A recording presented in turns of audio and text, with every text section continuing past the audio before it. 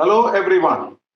Welcome to Tea with TPS, informal conversations with thought leaders in India and abroad. Today, our distinguished guest is Issac John Pattaniparambil, the senior-most Indian journalist in the Middle East, and today leading one of the most popular English newspaper in the Gulf, Khaleej Times, for which he had worked earlier, and now he is again there. He has spent 42 years in the Middle East, particularly in the UAE. So today we will talk about the UAE at 50, out of which he has spent 42 years. So we cannot think of another person who knows UAE well to explain to us this miracle of a country. Welcome, Issac. Good to see you. Welcome. Thank you, sir. Thank you. Thank you, sir. Well, Pattaniparambil is a name I have heard right from the childhood. And that was a very famous family in my own hometown. So it's very easy for me to pronounce that name, but many people must be mispronouncing it. So it's a pleasure to see you and also remember the little town where we have come from. And you are in UAE and I'm in Trivandrum, but we have the same roots. We also share the same alma mater, sir. Government high school. Absolutely. Absolutely. So tell us what it was, what UAE was when you reached there once, and what is it today, and what are the big changes that have taken place? Sir, it is see, I hate to use superlatives, but in the case of UAE, I cannot help it, sir.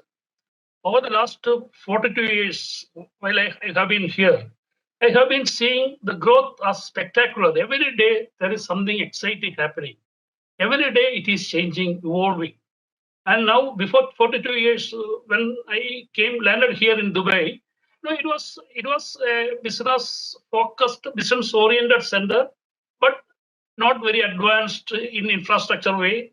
But still, I could feel that undercurrent of vibrancy in Dubai. Now, 42 years later, see, it is breathtaking evolution UAE has undergone. That is the only word I can use. In every parameters, in every metrics, if you look at it, when it completed 50 years ago, or 50 years now, the thing about UAE is, it is future ready. It has already charted the next 50 years of its growth. So it is what systems go for the UAE to get into the next orbit. And in 50 years, their only target is to become the best nation on this planet. When UAE is going to celebrate its centenary year in 2071, UAE will achieve it, given its track record of exemplary accomplishments. So I will not be, say I have no doubt that UAE can achieve it, because in UAE leaders dictionary there is no word such as impossible. That is what our the Dubai ruler and the prime minister of the country always say. In our dictionary, there is no such word as impossible. Right, but you might compare UAE with India, naturally, because you were brought up here and you went there. And 42 years ago, India was also not very developed. But in terms of the advances made in the UAE is much higher than in India. Would you agree with that? Yes, sir. UAE and India, we cannot compare, because UAE is a land of now that it's only 10 million population, including almost 9 million expatriates. Almost 9 million expatriates. India, the case is, it is 1,300 million or 1.3 billion people population. Here, UAE, the economy, relatively, it is only 1/5 or 1/6 of India's economy. Given the size of its people, it is still the second largest Arab economy, second largest Arab economy. Before COVID, it was the GDP was 421 billion, whereas India's GDP is almost 3 trillion. It is touching 3 trillion. So that is there. But then again, when we cannot compare the per capita thing, in UAE, the per capita is $43,000. India, sir, Yes. how much it is. So there is no comparison. But on the other hand, this 50 years, now no other nation on this planet could have achieved so much UAE could accomplish. See, in terms of now already in 50 years it has become a nuclear power for peaceful purposes. Even It space. has sent its Space, right? pardon? Even Sir? space. Space, it's Hope probe. It is called Hope probe. Mars So probe. this year it was in the Mars orbit. So it's a small nation compared to India, but India, and also you look at the background. India has at least some background, so many years of evolution, So centuries, even millenniums of evolution. But UAE is relatively, it is started from very scratch. Only thing which was fueling its economy was the oil wells. But later on, that oil was just the physical infrastructure. Later on, they developed their software. That is their mindset. They became first they started to adopt or emulate other countries like Singapore or Singapore model. But now other countries are trying to emulate UAE success story in every aspects, every metrics for ease of doing business or in the vision of the leaders, the mindset of the people. Even see now UAE is looking to be a technology-driven economy, and it has already set out 50. It is called they call it the 50 the year of the 50s. It's 50 years, and for the next 50 years, they have charted out the principles of 50. That is 50 principles that will fuel UAE's growth and lead it to realize its dream, that is to be the best nation on this planet. And you mentioned oil. Inevitably, we talk of oil, but Dubai as one of the Emirates does not have any oil, right? No. Dubai has a little oil, but that is why Dubai learned how to diversify its economy because of it started. So Dubai in that way is a trailblazer. So, Exactly. now 3 days ago, UAE became the first nation on this planet to announce 4.5 days only work. So in order to balance for that, there are reasons, they changed their weekly holidays, weekly off days from Friday, it was Friday and Saturday, to Saturday and Sunday, plus half day for on Friday. Right.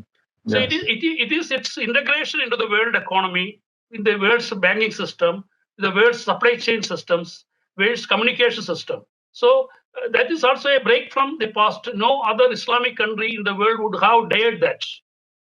But the others will now follow. The others will now follow. That is why the UAE always show the way, leads the way, and and also over the last few weeks, it was there was a sweeping change in its laws, reforms. 40 laws have been changed to make it more future-oriented, more people-oriented, and more foreign-oriented, so that people, because it is a melting pot of 210 nationalities. So you might have seen it, sir. It's amazing. So UAE is every day it is innovating. So innovation is driving UAE, and it is the secret behind UAE's extraordinary success among the Committee of Nations. No, this is remarkable about this holiday thing, because religion is very important in UAE and other Arab countries. And for them to decide to work on a Friday is really revolutionary. So equally revolutionary or more surprising is cohabitation. Here, any girl and boy or man and woman above 18 can live together. So it is something very most advanced countries cannot even imagine. And also UAE has amended its laws to make it in living together and in terms of a lot of other things. What are sweeping changes that it was unimaginable some 5 years ago. Why it is not happening? Because of the forward thinking, pragmatic, and the very perspicacity relation with the perspicacity. They could see the future. So I am not, since I am sitting here, I don't want to use superlatives, but there is no way I can help it, sir. This is the way, UAE is uh, recording such breathtaking growth. Isaac, you said that technology is probably the secret. Hmm. But technology is not alone, obviously. There is a tremendous amount of human effort, don't you see? And Yes, the ability for the country to work together in spite of all this diversity. See, they have diversified their economy, and now UAE has become one of the among the world's best startup ecosystem. Here, the startups are given a lot of incentives, and now it has already embraced for the fourth industrial revolution. It is ready for it. Is already happening. So it is giving a lot more importance to artificial intelligence, robotics. In a way, everything is innovation driven and technology driven. And so the best thing is that the leaders. This is the third generation of leaders now. So second and third, second generation of leaders, and they have already equipped the third generation, the coming generation of leaders, also to envisage the future and in alignment with the vision of its founding fathers. So the people here, when we compare UAE to other Gulf economies or Arab economies, very friendly people, very helpful, and they value the contributions made by the expatriates. Even though they won't actually every day engage with us on a daily basis, but there is a mutual respect they share, and they regard it, for especially for Indians. They are giving a lot of respect and considerations because Indians have been playing the pivotal role in building up the economy. Absolutely. But the sense of discipline is another thing, I suppose, if you are looking for the reason for this magnificent growth. Because Yes, individual discipline and society discipline, you have worked in the social, cultural, and other fields in UAE. I know you are not just a journalist. And so you must be aware of the dedication with which they function and the hierarchy that they respect. One thing that we never respect in India is the hierarchy. We think that we are all equal and therefore, there is no need to give a particular person credit for what he does. He happened to be that and I happen to be this, that kind of situation. But somewhat like in Southeast Asia or East Asia, you find a certain amount of discipline in the society which is quite hierarchical. And within that, everybody has the liberty to operate. And that seems to be the secret of the whole society, as I can see from outside. yes, sir. You are absolutely correct, sir. But then again, you cannot compare India's democratic traditions to that of UAE, where democracy is permitted, but in a very, very disciplined way. It is still under the sovereigns or the under monarchical form. But FNC, like for Federal National Council, there are elections. But still, it is not. We cannot compare the largest economy in the world with the UAE, which is an emerging economy. But in the next 50 years, if the way if we can take the fast trends and fast path breaking reforms they have undertaken, we know that UAE is also moving towards that sort of democratic setup. But they like the UK system, where the monarchical form of government would be there, but at the same benevolent. What do you call the benevolent? I don't say dictatorship, but benevolent monarchical setup, because they are very benevolent and very farsighted, and for them, people come first. And they also, sir, it is not surprising because they have enough fund. UAE perhaps has the second largest sovereign fund in the world after Norway. It's a sovereign wealth fund in one that in Abu Dhabi itself is a Muadale and Abu Dhabi Investment Fund. It is almost $1 trillion combined, and Dubai has other sovereign funds, and so it is also future ready and future secure. And you were talking about the social security and all that. This is perhaps the only place on this planet where women, they can walk alone even at 2 a.m. in the midnight, or 3 a.m. without any problem. So safe and secure they are. So and also a lot of freedom as expatriates. If I go anywhere in the world, sir, I will have that urge to come back. After 5 days, 6 days, I feel I have to go back, get back to Dubai. So that is the magnetic power of Dubai, especially Dubai. No, and also the people, we are not the most disciplined people in the world, the people from Kerala.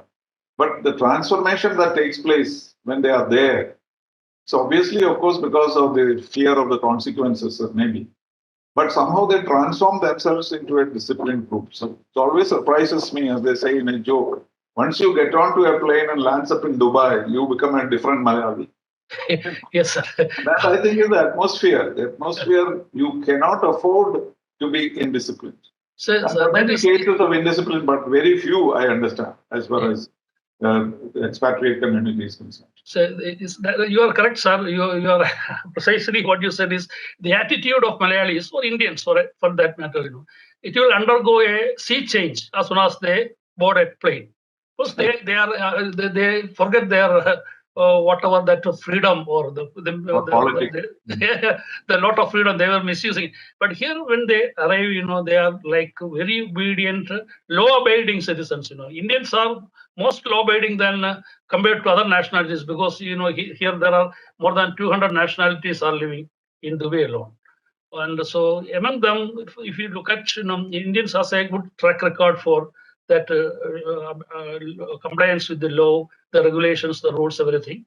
And they are also very hardworking. Pardon, sir? No, the migrants from Kerala are not all Muslim, for example. No, they're not Muslims, but still. And also another thing is that we all have, it is not to showmanship, we all have that sort of emotional bonding with this country. So the country's every moment, every growth, when we hear that, we feel proud. That 40 years ago, when I used to visit other countries, when at the hotel reception they asked, "Where are you from?" And I said, "Dubai, UAE." Nobody knew at that time. Where is that? Is it near Saudi Arabia? Is it near Bahrain? But I had difficulty in explaining that UAE is one of the. But now, if I at the reception, they greet me with some sort of fascination and astonishment. "Oh, you are from Dubai." And after some day, some people ask, "Is there any way we can get a job there?" So that is the pulling power of UAE. So earlier, people used to compare UAE or Dubai with Singapore and Hong Kong. Now they are trying to emulate Dubai's example, the way it is. Every moment, every day, the landscape is changing, the skyline is changing, and its ecosystem is also changing. So it is a holistic growth which is beyond words to describe, sir. There is even a building which has been constructed on the base of 3D printing, hasn't it? There is a house in Dubai. Also in 3D printing, also UAE showed the first building in the world, perhaps. I just got, I first saw 3D printing in France some 10 years ago. It was my first experience. But later, in 2 years' time, I could see UAE built a small building, 3D printing. That way, it is embracing this very emerging technologies. For instance, they are now becoming a master in this artificial intelligence, and that in alignment with this technological leap, the people's mindset is also changing. They are also becoming very future-looking, very progressive. And especially in the case of women's empowerment and all, how many female ministers, women ministers we have, and almost all the big projects, even World Expo, also is led by a woman. So that is the power, and that's the empowerment they are giving to women in general. And following UAE's example, other countries are also giving. Even Saudi Arabia is also opening up. And another thing about UAE is it has also changed the political landscape, because no other country would have dared to go and sign a peace accord, Abraham Accord with Israel. We did that, then other countries followed, like Bahrain, Morocco, and Sudan. Other Arab countries followed. Many other countries are also, it is a time for them. They may also join this. So that way the peace is there. I was coming to the Abraham Accords because Yes, sir. Yes, that is completely, you know the Middle East very well. So it has completely changed the landscape of the Middle East. You may remember in 1979 when Egypt signed the Camp David Accords. I was in Havana in the non-aligned movement at that time. Almost unanimously, there was a decision to throw Egypt out of the non-aligned movement. Can you believe it? It was only some countries like India, Yugoslavia, Cuba, etc., stood together and retained them in the non-aligned movement because the condemnation was so much that anybody could even deal with Israel. But today, look at this, and this, of course, probably we have to give some credit to Donald Trump because it was his son-in-law, I think, who managed to negotiate it, and we don't know the details, but at least he has been credited with that skill of trying to bring them together. And that has transformed the Middle East. Others will follow definitely. Because once you have a peace agreement with Israel, all these countries have signed, and then there will be no bar, there will be no restriction of any kind. Even other countries who are anti-Israel for various other reasons will start doing business with them. Exactly, sir. And also, UAE is not. It is a peace offensive on that mode. UAE now just started. It has got or it has strengthened its relationship with Turkey, which was it was earlier. It was not well, and you also knew about that. You should be knowing that with Qatar and Saudi Arabia also they have they have strengthened their relationship, and now they started a peace offensive with Iran. So that way, for all these fronts, the UAE is taking the initiative. So with Iran, it is going to happen now. Qatar was very recently normalized relations with Qatar. Yeah, Qatar and Saudi Arabia. Yes, Saudi Arabia also there was some sort of. But yesterday, Saudi Crown Prince was here. He was given such a big red carpet welcome, and they strengthened their ties, traditional ties, and with Iran, that is one of the amazing things. After several decades of friction and one-upmanship, they are now looking at having a sort of talks again, so which will stabilize the region. And once the stability is back in this region, there is the UAE's growth will get into another trajectory, sir. It is not like that. It is not going to be like that. And its ambition to become the destination in the world, and it also has made a target of net zero by 2050. Like any other advanced nation, UAE will also achieve that net zero emission target by 2050. But they may achieve even faster because the technology is growing very fast. Because the nuclear the energy is not a problem for them. Yeah, nuclear energy, hydrogen energy they are developing, and solar energy. All this every metrics, if you look at it, in ease of doing business, in startup ecosystems, in SME, promoting SMEs, and in technology. Big change I noticed when it came to climate change was in the earlier negotiations. I used to be the chief negotiator for India in 1995 in Berlin, for example. The OPEC countries left the G77 and said, we have nothing to do with you. We are not going to restrict fuel consumption. Because our championship was reduction of fuel consumption and greenhouse emissions. So you are calling for our suicide if you are asking us not to increase fuel. So they walked out of the G77 and took a different position, saying that fuel consumption cannot be reduced. But look at now, this time in the negotiations, there was no OPEC country group which was fighting against reduction of fuel consumption. So that is the confidence they have. They know that it can be replaced. And I will not be surprised if UAE or some other country will come with the technology to remove carbon dioxide from the atmosphere, even if we generate it. Yeah, that is their target, sir. And they started building electric buses also now. And 2 days ago, a week ago, they announced a railway system connecting all the Emirates. And that is another thing, that is one of the 50 projects. Dependence on oil, they are themselves reducing, right? Yes, yeah. Dependence on oil. And also, God has bless them, sir, they have got the solar energy, their resources is abundant, sunlight, all through that 365 days, there is enough sunlight. So solar energy also, they will be the #1 country in the world, the way they are investing in solar energy and other green energy. And so their reluctance to, not to be dependent on oil, that was a psychological barrier earlier, and that they have broken. That is so they are very confident. Why? Because the world cannot completely be free from, or completely be. It has to rely on this conventional energy, that is fossil energy, for at least for the next 30 years. By that time, they know that they will be able to have an equally balancing green energy resources like hydrogen technology. They are very far advanced in nuclear energy already. The first Arab country to produce nuclear energy.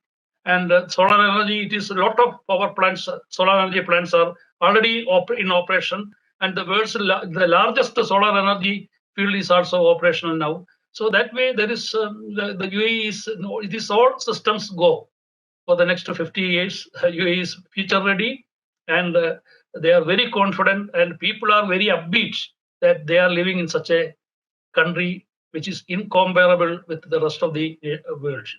Absolutely. I said, you have been a journalist there so many years. Journalism is associated with democracy and freedom, personal freedom, etc. So how did the journalistic tradition appear in UAE, and how was it when you went there, and how is it now? So now there is a lot of difference. But when I landed here, and when I joined the Gulf News, there is another newspaper, one of the leading newspapers in 1980.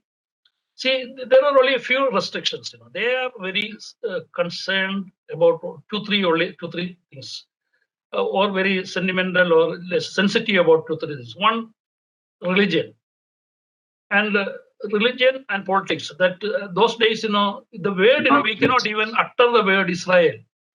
We used to write Zionist forces, or Zionist forces, and we cannot use guerrillas. For instance, Palestinian guerrillas, we couldn't use at that time. We were forbidden to Palestinian freedom fighters. And to Israel, we can describe any other language. There is no problem. And Muslim, this religion, they are very, very, very sensitive. They were very sensitive about that. Then another thing was, we were not allowed to use. Even now, it is not allowed. Persian Gulf, we cannot use. This Arab Gulf.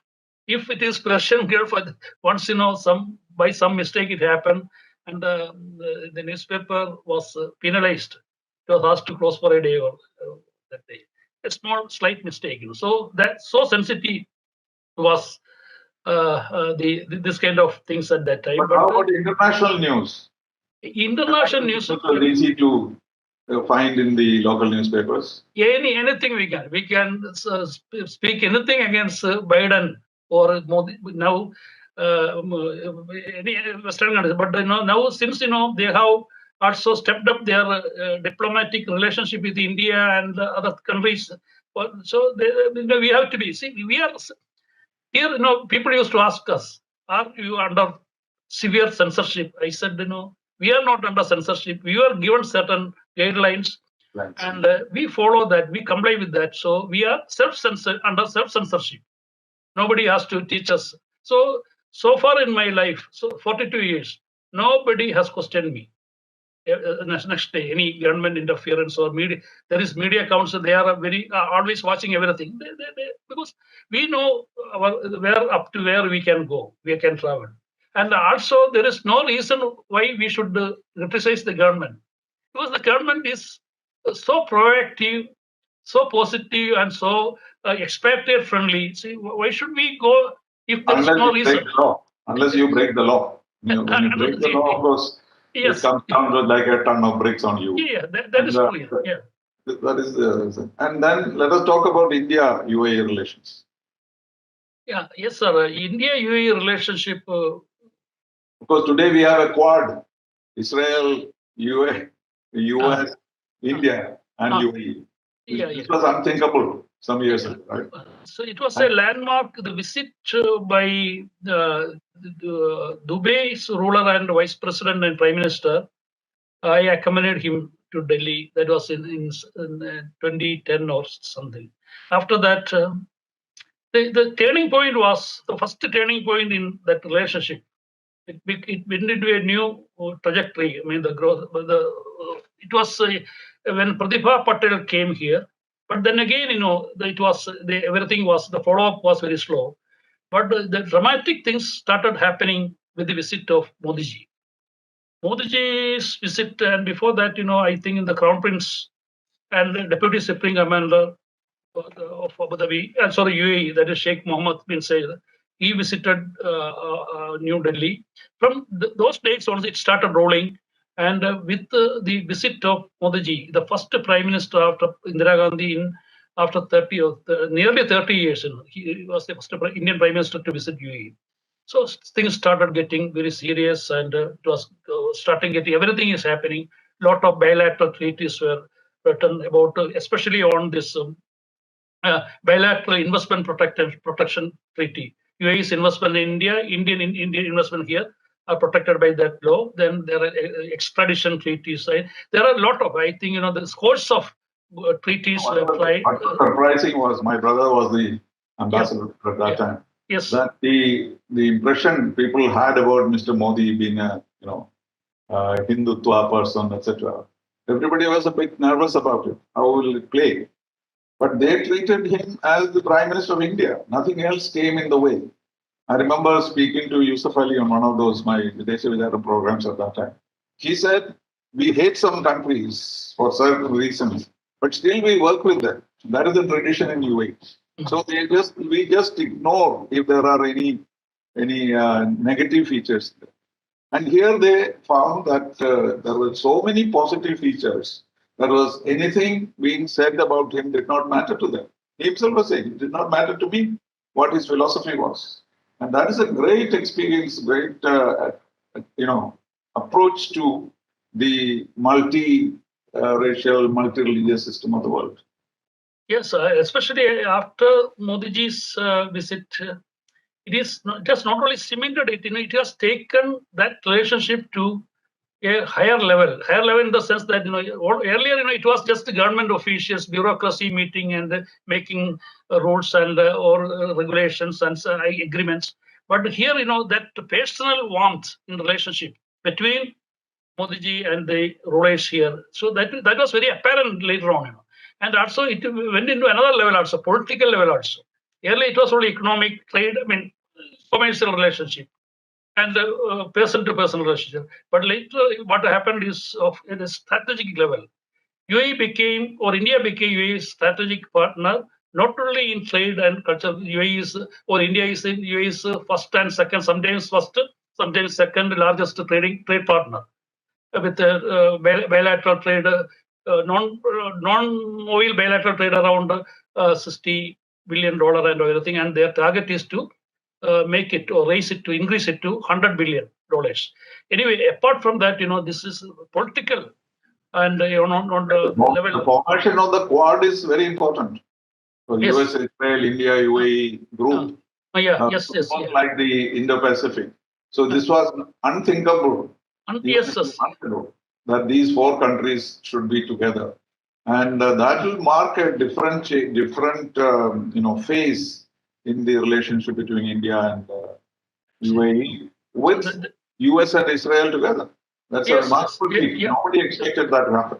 Yeah, that is a very unique security and in security relationship, because everybody knows India's strength and UAE recognizes that, and so India has become such a strategic partner because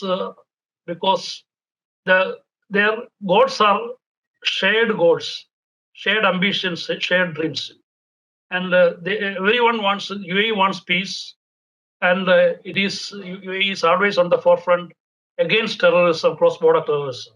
So India is also very much focused on that, and Israel and US are not different.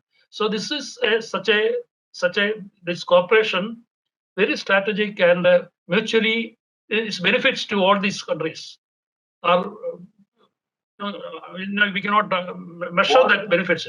What role has the Indian community played in all this? Is that the positive approach towards the Indians in general? Has that played a role in India-UAE relationship? That also might have served, but apart from that, India's emergence as a regional superpower. India is militarily, India is a superpower, and although economically we are way behind China, because we are not even 1/5 of China's GDP. Still, we aspire, we say that we are going to be a 5 trillion. China is already a 15 trillion economy. So we are now aiming for a 5 trillion in another 5 years, which is also an impossible task. I mean, at the rate of growth which India is experiencing now. Particularly after COVID. Pardon, sir? Particularly after COVID. After COVID, India has to go at the rate of 17 to 18% if they have to reach that target, which is not possible, sir. It is only 12% growth. Yes, policies are not to catch up with China, as it were. No. Yeah. It is to do good with our own resources. How is the Chinese influence in UAE? Anything visible? See, they have been giving a lot of importance to China over the last one decade. But the reciprocity, I mean, I don't think that Chinese reciprocated in that same manner. That way, they were not that keen. But are they part of the Belt and Road Initiative? They are. The Belt and Road Initiative, UAE, I don't think so. UAE is part of it, but they are trying. You don't need funds like that. Other countries going for Belt and Road Initiative because they need fund. That is why Pakistan and Afghanistan, Chinese is they are very aggressive in that way. They are giving them money and they are going with that Belt and Road. Belt and Road. Like in Sri Lanka and everywhere else. Because huge projects are given as loans and then they get into what's called a debt trap. Yeah. UAE would not have been tempted by that because they didn't have any shortage of money to be sought from elsewhere. So it was projects that. So maybe the Indian presence in the UAE had a positive impact on India-UAE relations. Because if they know that Indians are generally good, they will also faith in India itself as a country. Yeah, it is out of that 10 million which I talked about the population, 3.5 million people are Indians. So that is earlier it was several years, 2 decades, 20 ago it was almost 50. Indians were 50% of the population, or more than that. But still, we have such a clout. Bangladesh and Pakistan have come down, have they? Yeah, they have come down, and also their prominence, because for Bangladesh, UAE is not issuing any new visas. Only those who have been here, their visas are renewed. Otherwise, no fresh visas have been issued for Bangladesh. How about Pakistan? Pakistanis, there is no ban, but still recently, there were a lot of, sometimes, the visit visas were banned for Pakistanis. Then again, so the relationship is not very smooth as it used to be in the early stages. Now, and Pakistan, for security also. Security reasons also. That's also another reason. And because UAE and India are coming closer, and that was upsetting Pakistan, and also that was another reason why Pakistan and UAE were also not getting that. Yeah. There is some, but still, it is normal in front of everyone. It seems, it is apparent that it is normal, but there is that undercurrent of that mutual difference and differences there. Did you ever expect that there will be a Hindu temple in Abu Dhabi? Yeah, never. We couldn't never imagine that. Yeah. Now, because UAE had set the way. See for that they started or they marked the 1 year as called the year of tolerance, and there is a ministry of tolerance, right? There is not a ministry of tolerance. There was a ministry. Now it is not there. Minister of happiness also was there. Right. So that way it is. But now, one of the words, the temples, largest temples, it is happening. It is being built in Abu Dhabi. Yes, sir. It's a very landmark thing for its achievement for India, especially for Modi ji, because it was because of his influence and friendship with the relation it would happen. Now, recently, 2 days ago, one of the world's largest cathedrals were built. That was in Bahrain. So that way, the Arab Muslim countries or Islamic countries, they are showing lot of tolerance, and they know how to live happily or coexist with other communities and other faiths. So they are There are other places of worship also, churches everywhere. Are there? yes, in the all across all the 7 Emirates, it is there. In Dubai was the role model for that. The tolerance first, a lot of churches, and Abu Dhabi, all the Emirates, it is across all the Emirates. There are all denominations of churches, and in Dubai there is still a Hindu temple. Gurudwara is there. Okay, And two temples are there. Big temple. Not very big, but this So in Abu other Dhabi words, the new one is going to be freedom very was always there. Religious freedom of worship was always there. always there from the 1971 onwards. That full freedom of worship was given, and tolerance was even at that time. Now only it has increased, and learning from UAE, other countries, other Islamic countries are also are showing that kind of they are showing that kind of tolerance and friendship or tolerance to other religions and other faiths. Well, no discussion on UAE cannot be concluded without talk about Malayalis in the UAE. And you are the global president of the World Malayali Council, and you are in touch with Malayalis all around the world. I'm familiar with your activities. You are turning that World Malayali Council into a think tank oriented, giving an intellectual content to that organization. That's very remarkable. But how do you find this, the Kerala associations in UAE compared to other places? See, here Malayali organizations are very vibrant and very active. See, no other Indian groups or ethnic groups or any other nationalistic groups, like you take, for example, any other group, British or Americans, they are not as passionate about coming together or getting together just as Malayalis. It is in our blood, our DNA.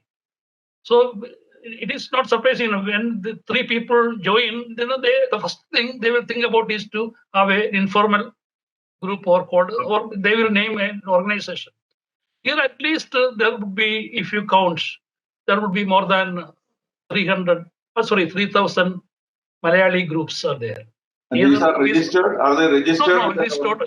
So that is the beauty of it. Registered, it is a lot of problems. We have to follow a lot of strict rules. Here, it is all informal. As long as we don't have any religious or political agenda, it is harmless. So for every village or almost all the towns, the Kayangal Association is there, sir. We are going to invite you because you are you are the proud symbol of Kayangal. There is only you and your brother are the only IFS people there from Kayangalam. So we are very proud of that legacy and tradition. Yes, I have been to Kayangalam Association in other countries. So here it is very vibrant, very active, very active. So every college got an alumni forum here. So I am the chief patron of ACAF, All Kerala Colleges Alumni Forum. We have already 162 alumni groups there, in this group, this apex body, CAF, All Kerala Colleges Alumni Forum. So that way, and then there are all political organizations, INCAS, for Congress Party there is INCAS, for BJP there is IPF, and a lot of others. Then you name, there are hundreds and hundreds of small and bigger organizations. And the leading industrialists are also from Kerala, right? Yeah, that way, yes, most of the leading Indian business icons, starting with Yusuf Ali, Sunny Waki, PNC Menon, the Joya Lucas, then you name it, there are scores of leading Indian business tycoons are from Kerala or Malayalis. They are all Malayalis. So, and Devi Pirla, that must be a significant aspect of India-UAE relations. Remember when the Sheikh Sharjah when he came here, he released several Indians as a. Yes. Sharjah ruler released a lot of people, and our chief minister. Some others also were released, and everyone was wondering what had happened.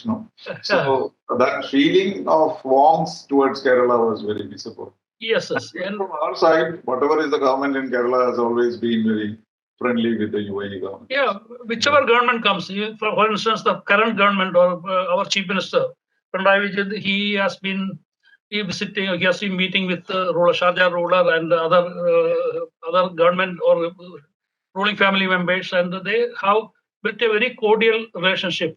And when Mr. Ummanchandi was the chief minister, he also met Sheikh Mohammed.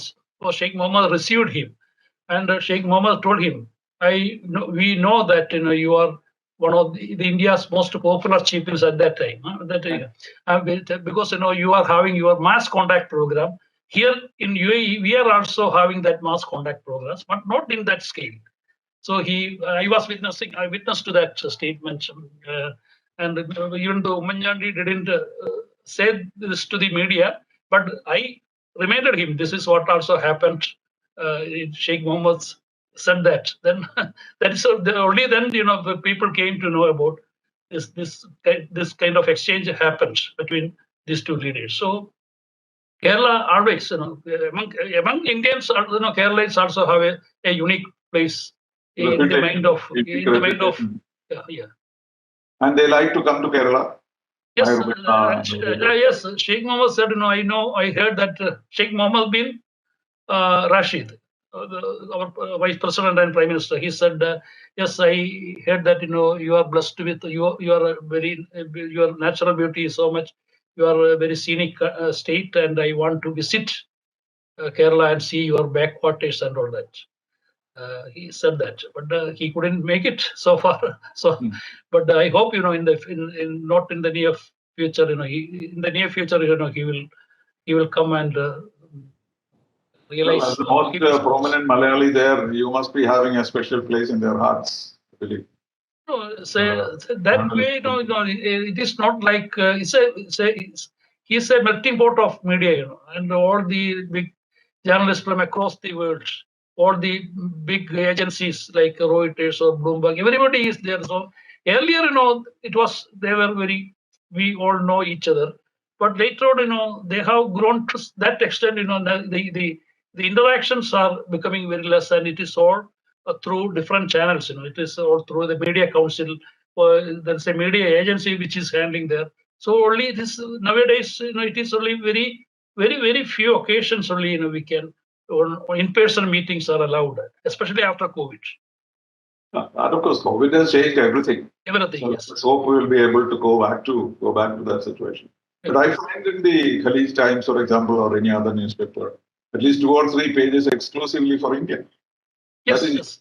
We used to have 4 pages. Now, because of COVID, and even before COVID, that the economy, there was a slowdown. Even it all started from 2017 onwards. The slowdown was there. This only aggravated the situation, COVID. So we are used to have daily 100 pages or 85 broadsheet, 80, 90 or 100 pages. Now it has been reduced to 20 pages. So even now, those days, 4 pages were dedicated to India news coverage alone. Now it has come down to 1 page or 1.5 page. But how is the COVID situation finally? So COVID situations, that is an amazing thing. Here, most of the people got almost 4 vaccinations. I have taken 4 vaccinations, most of the people.